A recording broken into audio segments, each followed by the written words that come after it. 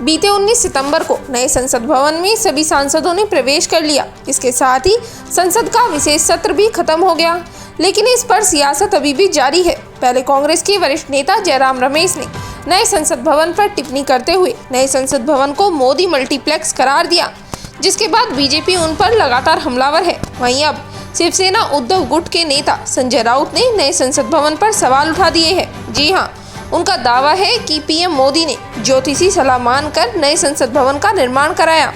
दरअसल शिवसेना उद्धव गुट के राज्यसभा सांसद संजय राउत ने रविवार को नए संसद भवन को लेकर प्रधानमंत्री नरेंद्र मोदी पर जमकर हमला बोला। शिवसेना के मुखपत्र सामना में उन्होंने एक लेख के जरिए कहा, ऐतिहासिक संसद भवन पर तो ताला लग गया, लेकिन नई इमारत में इतिहास बन पाएगा?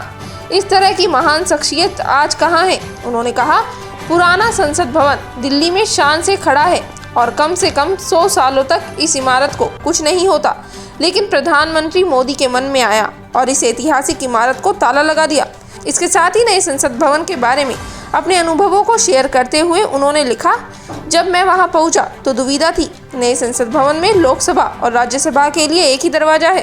पुराना संसद भवन व्यवस्थित है, लेकिन उन्होंने सामने एक सोच खड़ी कर दी और सरकारी तिजोरी से 20,000 करोड़ रुपए लुटा दिए।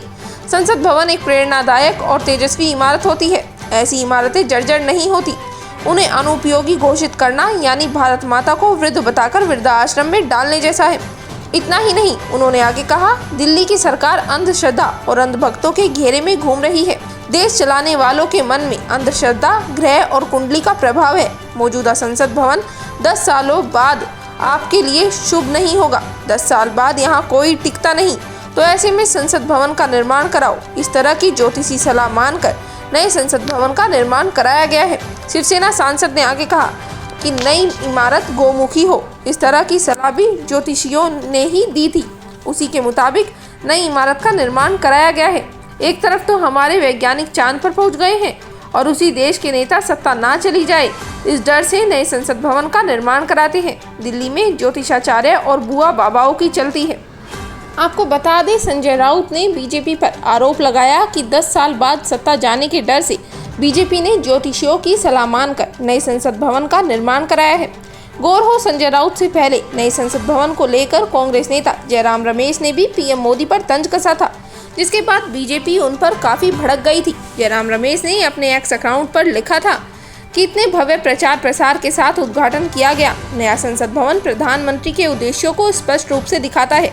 इसे मोदी मल्टीप्लेक्स या मोदी मैरियट कहा जाना चाहिए। 4 दिन में मैंने देखा कि दोनों सदनों के अंदर और लॉबी में बातचीत और संवाद खत्म हो गया है। उन्होंने कहा, हॉल के कॉम्पैक्ट नहीं होने की वजह से एक दूसरे को देखने के लिए दूरबीन की आवश्यकता महसूस होती है। पुराने संसद भवन की कई विशेषताएं थी। एक विशेषता ये भी थी कि वहां बातचीत और संवाद की अच्छी सुविधा थी। दोनों सदनों, सेंट्रल हॉल और गलियारों के बीच आना जाना आसान था। नए संसद भवन के संचालन को सफल बनाने के लिए आवश्यक जुड़ाव को कमजोर करता है। दोनों सदनों के बीच आसानी से होने वाला समन्वय अब अत्यधिक कठिन हो गया है। वहीं जयराम रमेश के इस बयान के बाद सत्ता पक्ष और विपक्ष की तरफ से बयानबाजी शुरू हो गई। बीजेपी अध्यक्ष जेपी नड्डा ने कहा कि ये कांग्रेस की निचली और घटिया मानसिकता को दिखाता है। उन्होंने कहा कि 140 करोड़ भारतीयों की आकांक्षाओं का अपमान है। नड्डा ने आरोप लगाया कि ये पहली बार नहीं है जब कांग्रेस ने संसद का विरोध किया है। 1975 में भी वो ऐसी ही कोशिश कर चुके हैं, लेकिन असफल हो गए। वहीं अब संसद भवन पर शिवसेना उद्धव गुट के नेता संजय राउत ने भी सवाल उठा दिए हैं, जिसके बाद नए संसद भवन को लेकर चल रही सियासत को और हवा मिल गई है। बहरहाल इससे ये तो साफ है कि नए संसद भवन पर शुरू हुई ये सियासत इतनी जल्दी थमने वाली नहीं है। Bureau report, people Delhi.